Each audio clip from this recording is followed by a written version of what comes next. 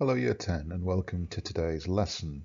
Before you start, please make sure you've downloaded the Lesson 10 Zoella representation file. To start off with a knowledge retrieval task, last lesson I asked you to take a look at a range of Zoella social media feeds, including YouTube, Twitter and Instagram. I'd like you to think of as many conventions of social media used by Zoella on her various feeds. Basically, what are the rules that we expect to see followed on social media, not in terms of behavior, but in terms of what social media looks like, what a vlog looks like, what a Twitter feed looks like, what an Instagram feed looks like. What does Zoella do that demonstrates the conventions of those platforms? So, for example, you might say jump cuts are something that Zoella uses because they are a convention of vlogs rather. 3 or 4 minutes, jot down your ideas, and then I will give you a few thoughts. So these are some of the things that I came up with. The jump cuts I've mentioned, and hopefully you'll remember Mr. Weeble and his jump cuts. The use of simple locked shots, they're usually close-ups, medium close-ups, so for not a wide range of shots, or if she is walking around, a handheld camera. Use of musical bedding loops, the kind of little quirky tunes that are usually very simple and repetitive. The deliberately low budget and amateurish production values. Now, I think that's quite important because obviously these days Zoella could afford to do absolutely top-notch professional production, but looking like it's being put together in the bedroom is very much a convention of vlogs. The cast of Friends, the people who appear in her videos like Mark or Joe Sugg, that kind of interactive community of vloggers, that's a convention, certainly of the kind of vlog that Zoella does. A focus on lifestyle. Now, that isn't every vlog, but a lot of vlogs are basically about the lives of the vlogger and what we buy into. And I think if you watch the Dr. Octobeard video, then he mentions this quite a lot, is the ordinariness of the vlogger and how that is a selling point that makes the vlogger interesting to us because we see a reflection of our own lives. And if you haven't watched that Dr. Octobeard video, by the way, I'd strongly recommend that you do that. There is a link to it on the team's site. The comments and the replies on the posts, I mean, that's obviously a fundamental convention of almost all social media. And social media really is driven by that interactivity with the audience. The visual nature of the posts, and again, that is a hallmark, particularly of Instagram, to a lesser extent of Twitter, but significant on Facebook, that they tend to be posts that are driven by images rather than text. And Zoella herself features in many of those images, as you might expect. The tone is very much informal, friendly, chatty, personal. And again, these are all not unique to Zoella. These are typical of social media. And you think of Kim Kardashian, very, very similar. And the regularity of the posts, usually on a daily, weekly or monthly basis. Certainly none of Zoella's accounts, apart from I think possibly one of her YouTube channels, is irregularly updated, but as we know, that is because she has a social media person to do it. If you got any other ones, please jot them down. I'd be interested to see them. Do write in any that you didn't get, because obviously these are quite useful as examples, and then when you're ready, move on. Obviously, when we talk about media language, we need to consider narrative theory, and by this point, you should be really comfortable with narrative theory, and by that I mean Prop, Todorov, and Levi Strauss. We're not going to do a table for this one, but I am going to ask you to make some notes. And as per usual, please don't just slavishly copy down what's written on this slide. Please listen to what I say. This is partly because as I'm doing this, things tend to occur to me that I hadn't put on the slide, and partly because you'll learn it better if you write it in your own words. The typical narrative structure of a zoella video, and you may well get asked a question about this. Usually a classic zoella video starts with a cheerful greeting. She looks at the camera, she waves, she says hello, she explains the focus of the video, and this usually gives us our starting point. It usually gives us our state of equilibrium. The video has usually one topic, which might be about putting on particular makeup. It might be about a particular experience Zoella has had. And this is effectively our quest. It is our Tropian narrative quest. And our story is being told by Zoella. She is effectively our hero, but generally she is also fulfilling several other roles because she is dispatching herself on the quest. Now this is interesting because nobody else has put Zoella in this position. She has chosen to do it. So she's dispatched herself to a certain extent, unless she has a colleague or a friend in the video, like Mark. She is her own helper because she is putting her, she's like, for example, when she's doing her makeup, she's doing it herself. In fact, in a pure Zoella looking at the camera video, she fulfills almost all of the roles of props characters. Occasionally a friend might come along and then you've got a helper. Occasionally she might be set a challenge by a friend and then you've got a dispatcher or the princess's father. Now, this is where it gets a bit gnarly because obviously you could do with finding some examples here from Zoella's videos. And what I'm going to do is I'm going to put a link to her YouTube channel on the next slide. And what I'd like you to do is I'd like you to pick a couple of videos. I'd like you to watch a random 5 minutes of a couple of them. And then I'd like you to jot down some examples. So having just said that you weren't going to have to fill in a table, I've now decided that you probably are going to need to fill in a table simply to include your examples. So I'm sorry about that. Usually within the video, there is some kind of enigma. There is a problem. There is that disequilibrium moment. Like, for example, I haven't got makeup on. I need to put my makeup on. I haven't got any orange juice. I need to go to the shops. And then the enigma is solved during the video. And then we get that entire disequilibrium recognition attempt to repair new equilibrium. And the end of the video, certainly a classic Zoella video, is always the same. And again, this is kind of a convention of social media vlogs, to subscribe to the channel, a cheerful goodbye, rounding off the narrative, and that gives us our return to our equilibrium. So effectively for Zoella, her new equilibrium is quite often where we started. Maybe she's wearing makeup, maybe she's managed to get some orange juice. So the way a Zoella narrative works, she is in a state of equilibrium. She effectively creates a disequilibrium, which is the focus of the video. The video itself is the solution to the disequilibrium, and then once she's solved that problem, we get the new equilibrium at the end. And there is a story in each video, and an example, for example, is when she applies makeup. And I think what I might do, again, this is me riffing as I speak, I will try and find a particular video which involves Zoella putting on her makeup or something like that, and you can use that as an example for the narrative structure.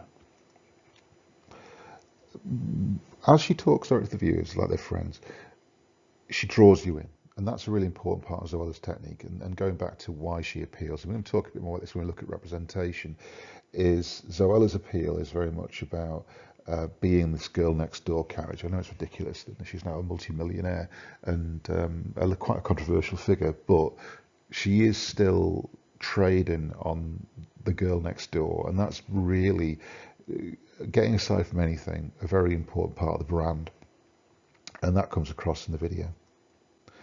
As I said, she is the hero, often her dispatcher, her helper. Sometimes she has a dispatcher sets her a task, sometimes she's a helper like Mark. It depends on the video. As I say, I think what I'm going to ask you to do is I'm going to post a couple of links to a couple of videos that you can look at. I'm going to put a narrative theory table in there, which I hadn't planned to do, and I'm going to ask you to spend about 10 minutes filling that in, just so you've got that evidence. One of the problems I've noticed actually is a lot of people haven't been putting evidence together, and you really need that specific evidence, specific moments, specific points in Zoella's or Kim Kardashian's output that you can reference in essays. Now, there is an argument to suggest, and I don't agree with this, I have to say, but I have read it, that the viewer is the hero and that Zoella is the dispatcher. Now, I think that's a bit nebulous. I think that's a bit difficult to justify, because effectively, when you're watching a Zoella video, you are a passive participant in that. She's not putting the makeup on you. I mean, she is giving you advice. I guess if you went off and then did makeup in the style of Zoella, then she would be your helper. But I think it's a bit of a push to describe Zoella as the helper and the viewer as the hero. I think that really is very difficult to justify. A little bit of meta here, so I've just had to pause the recording for about 5 minutes while I knock up the narrative table. What I've done is I've filled in a few sections of it myself based on the ASOS shop video, and I've left some blank for you to fill in. I've chosen actually the two videos that you might have watched at the end of last lesson if you had the time. Hopefully that should make it a bit easier, and you don't really need to watch much more than 5 minutes of them. If you get enough out of the ASOS video, that's fine. But if you watch the Tinder one, that's fine as well. It should take you about 5 or 10 minutes to complete that table. Please do complete it in as much detail as you can. And when you finish, do please make sure that you either upload a copy of it or that you photograph it. Anyway, that's not the end of the video. This was just a kind of, it occurred to me that you better have one of these just as an example. What I'd like you to do now is I'd like you to think about this question. Part of the appeal of most vloggers comes from the narrative and technical codes that they use. How far is this true of Zoella? I want you to note down, I want you to bullet point for me a few things that you might talk about in a question like that. So you don't need to write the whole essay. What I would like you to do is note down, first of all, whether you agree or disagree, and then what evidence you would use. How would you answer that question? So, for example, if you think that was true, then you might say, one of the technical codes that Zoella uses is jump cuts, and you would note down why that appeals to the audience. Another narrative code you might suggest is that every video starts with an enigma, and you might say, for example, in Zoella's ASOS shop video, the enigma is, and that might be the way that you would approach it. 5 minutes, jot down your ideas for an exam style question. Now, moving on from media language, we need to consider how Zoella is represented, and how Zoella represents herself, how she represents the people she's with, the products she uses, the setting that she inhabits, and also we need to consider Zoella's broader representation in the wider media, because she is a media figure and her reputation is somewhat divisive, perhaps not so much as Kim Kardashian's is, but certainly Zoella has not escaped celebrity unscathed and does seem to have a few cracks in that girl next door armour. We also need to think a little bit about whether or not she reinforces or indeed embodies ideas of gender stereotyping. Is there a slightly sinister aspect to Zoella, or is she somewhat countertypical? We've mentioned already that Zoella's brand is based on very much being the girl next door, being an ordinary person who is just like you or is very much connected to her target audience. And this was critical to the creation of the brand. Now, one of the reasons Zoella's brand is changing is because her audience is growing up. Bear in mind, Zoella has been on the scene for over 10 years. Her original target audience, we'll talk a bit more about this, or at least the audience that she began to appeal to, was effectively a pre-teen audience, and I would say primarily girls between the ages of 10 and 14. Certainly my daughter, when she was into Zoella, was in that age group. A lot of that audience will I say a lot of that was a stupid thing to say. That audience has obviously grown up now, and some members of that audience will be in their late teens, early 20s. And Zoella herself is in her early 30s.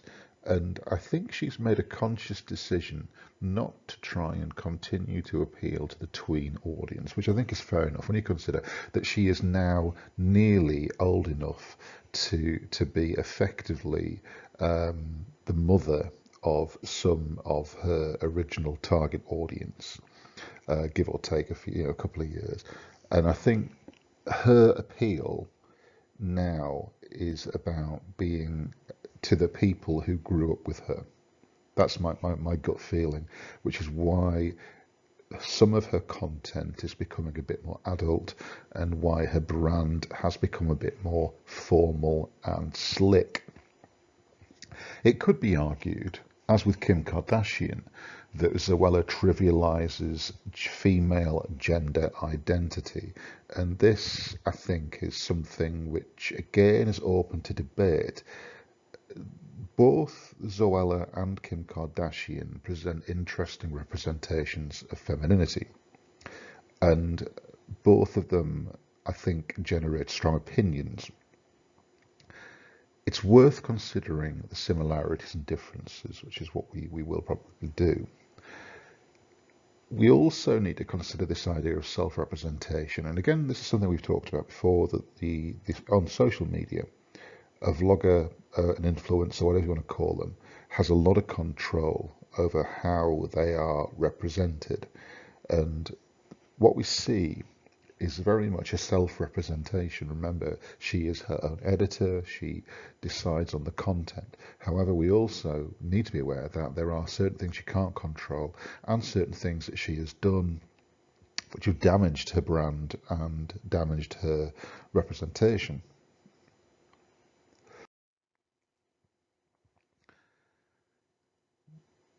Part of the representation is also to do with the kind of things she vlogs about, the kind of things that she is interested in. Hopefully by now you will have watched 3 or 4 Zoella vlogs. If you'd never seen her before, or if you had seen her a while ago, I'm hoping that you've now got a fairly clear idea of how she comes across, and particularly how her representation works and the kind of things that she talks about, the kind of things that she does, the kind of things that she discusses. As a public figure, Zoella has had a critical response, and some of those have not been positive. She has been quite a positive figure, and certainly when she started out, I had no objection to my daughter watching her videos. Certainly found her fairly wholesome and not particularly sinister.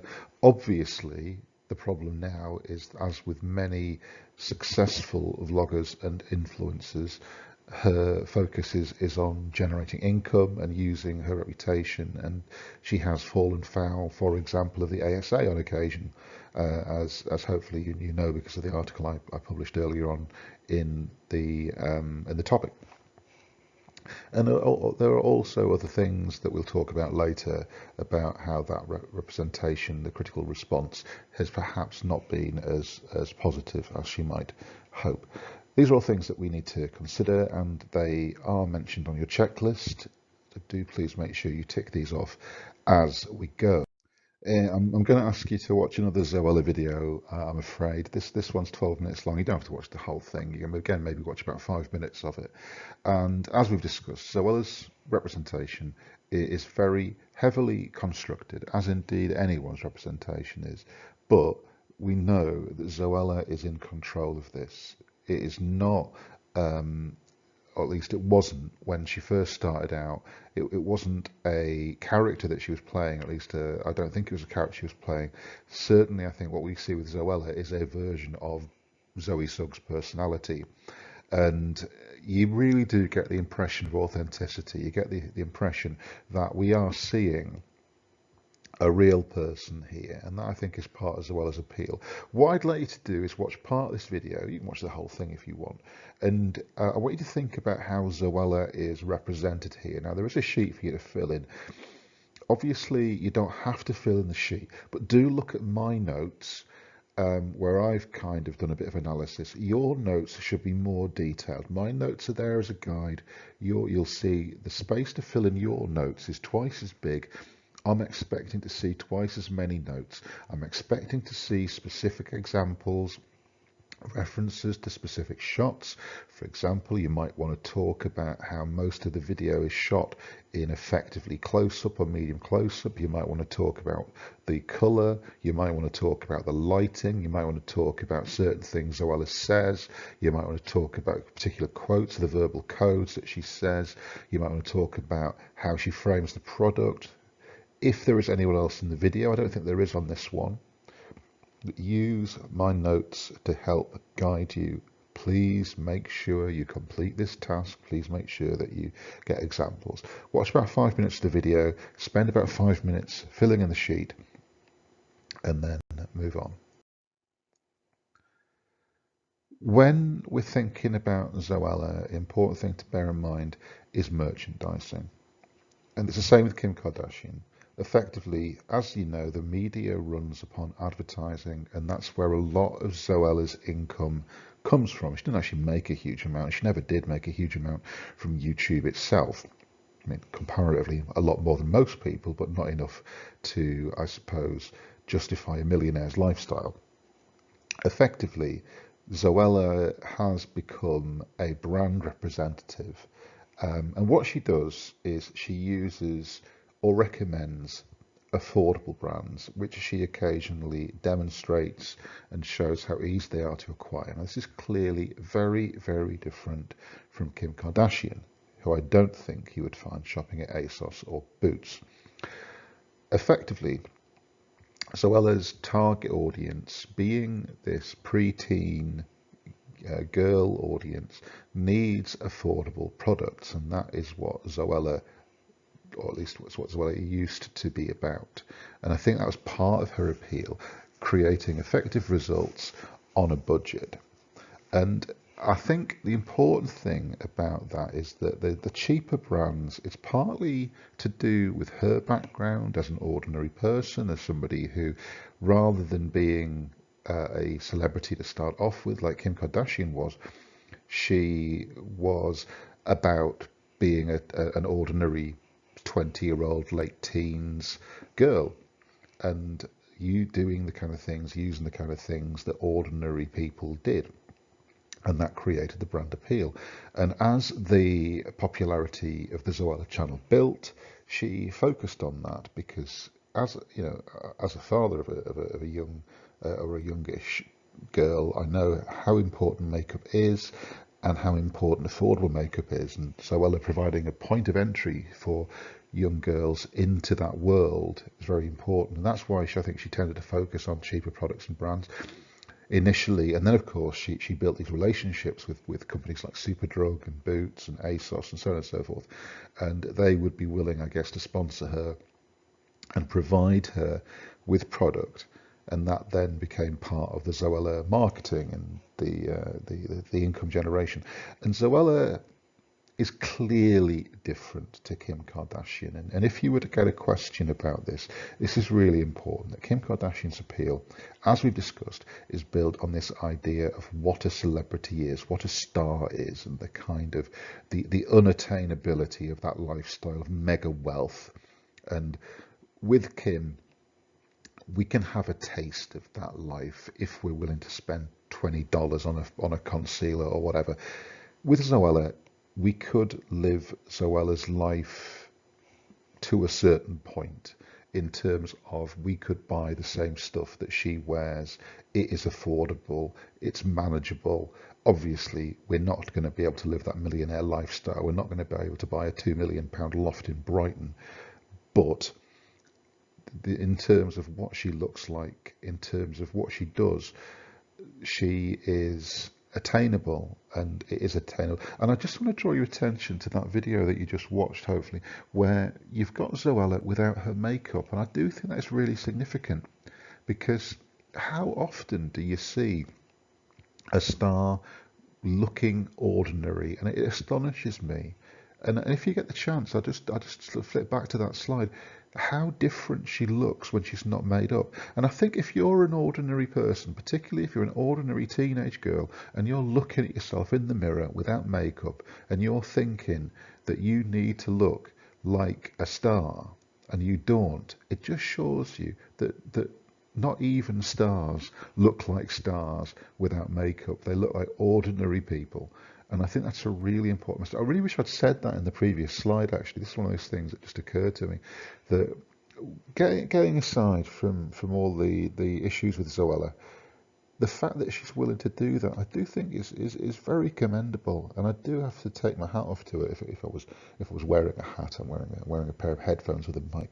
But the fact that she's willing to allow herself to appear effectively looking ordinary is so unusual that I do think it's worth mention. I do hope you've listened to this, because obviously none of this is on the slide, but I think it's useful stuff. So do please make a note of that, even if it's just a couple of bullet points, because I do think you never see, I don't think you ever see Kim Kardashian without her makeup on. And I think with Zoella, that is a big difference. Do please make a note of that.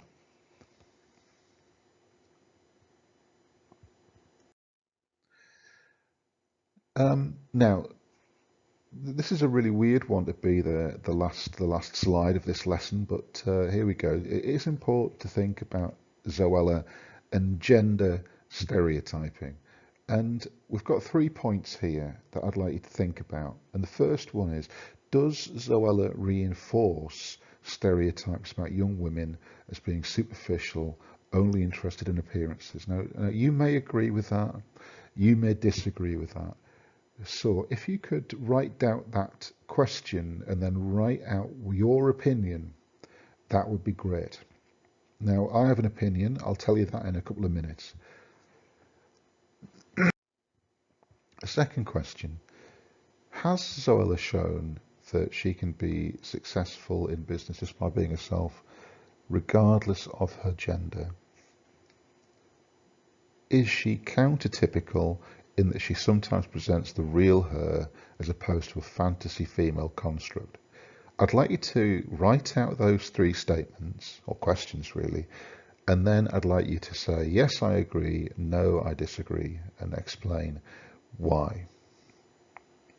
And then I want you to pick the one that you agree with most. And I'd like you to explain why you agree with that point. And you can see there that you've got a couple of possible phrases that you can use. For example, Zoella is a countertype of the stereotypical female representation, and she's become the editor of a successful website. Zoella reinforces stereotypes of young women, since many of her vlogs simply focus on appearance and lack any depth. So, my thoughts, is she reinforcing stereotypes about young women being superficial, only interested in appearances?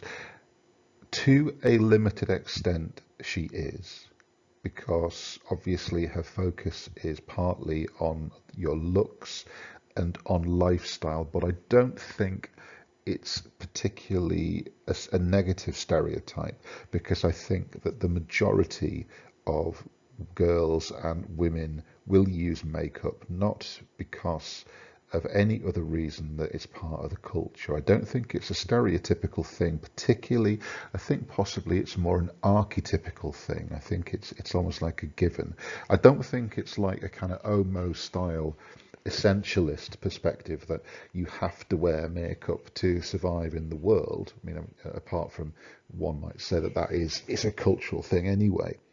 What I do think is that Zoella has accepted that there is this need for young girls particularly, and women in general, to be made up, and Zoella provides a mechanism whereby you can get made up well in a cost-effective way.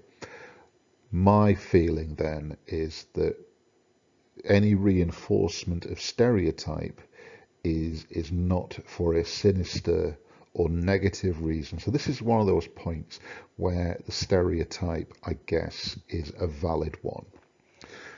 Has she shown that she can be successful in business by being herself? Well, in a way, yes, I think she has.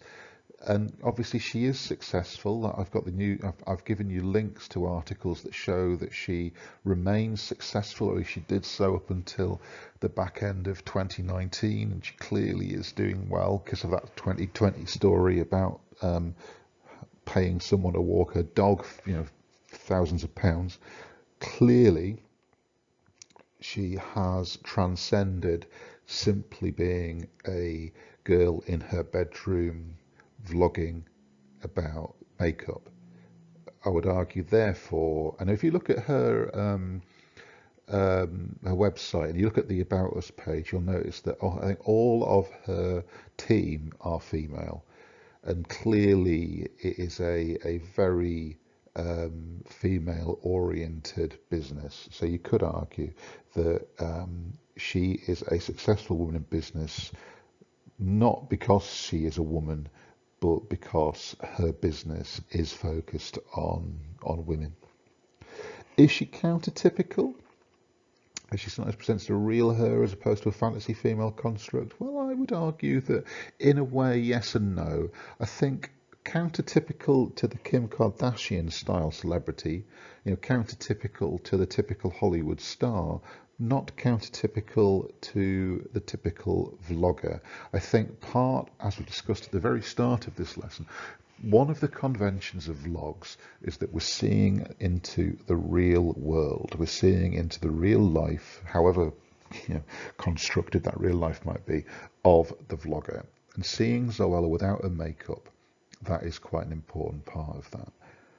Therefore, I would personally say, yes, she does present a countertype to a typical star, not to a typical vlogger.